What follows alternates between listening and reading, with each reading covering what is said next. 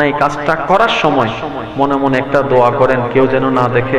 আপনার আল্লাহ এত ভালোবাসে আপনাকে, ওই অন্যায় কাজ করা সত্ত্বেও আপনার ইজ্জতকে বাঁচাই রাখে, সবার কাছ থেকে আপনার গুনাহকে গোপন করে রাখে। কখনো একটাবার সেই আল্লাহর ভালোবাসাকে অনুভব করার সময় হয়েছে? আফসোস, আফসোস। আচ্ছা, কি নিয়ে যাব?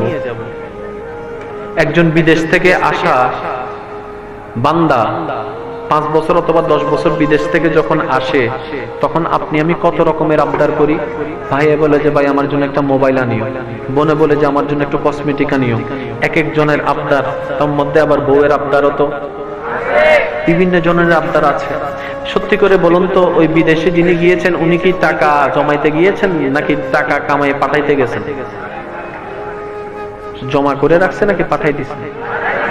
উনি প্রত্যেক মাসে যা কামিয়েছেন তার মধ্যে 3 ভাগের 2 ভাগ জমা কিন্তু রাখে, যা রাখার পরিবারে রেখেছে।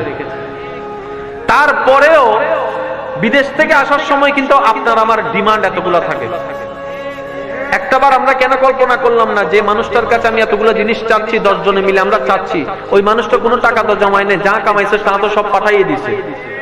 আবার আশা করি কিভাবে এত আসার পরও ওই ব্যক্তি, আসন্ন ব্যক্তি যিনি আসবেন, উনি কিন্তু আপনাকে আমাকে সহজে নিরাশ করে না। একদম না পারলেও বিদেশি চকলেট হলো আনে, ঠিক না?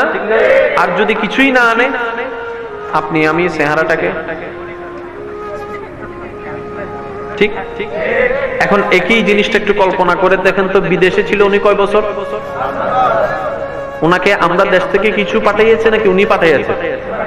আচ্ছা, এখন একই জিনিসটা যদি হাসরের ময়দানে আল্লাহ পাক আপনাকে আমাকে বলে যে বান্দা, তোমাকে তো আমি 40, 50, 60 বছর একটা বিষয় দিছিলাম, আল্লাহ দিছো তো।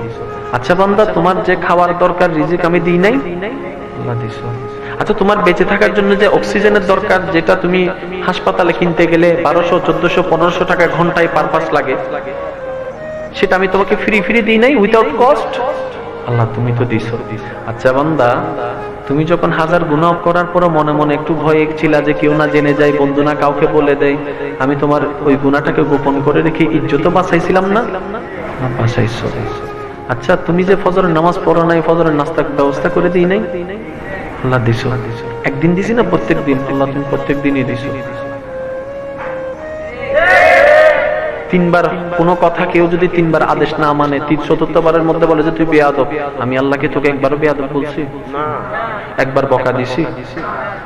আচ্ছা বান্দা, তুই সবাইরে মনে রাখতে পারলি, আমারে ভুলে গেলি? তুই সবাইরে মনে রাখতে পারছস, তুই আমারে ভুলে গেছস? আচ্ছা বান্দা, সব তো তুই তোরে আমি দিছি না? আল্লাহ তুমি আমাকে দিছি।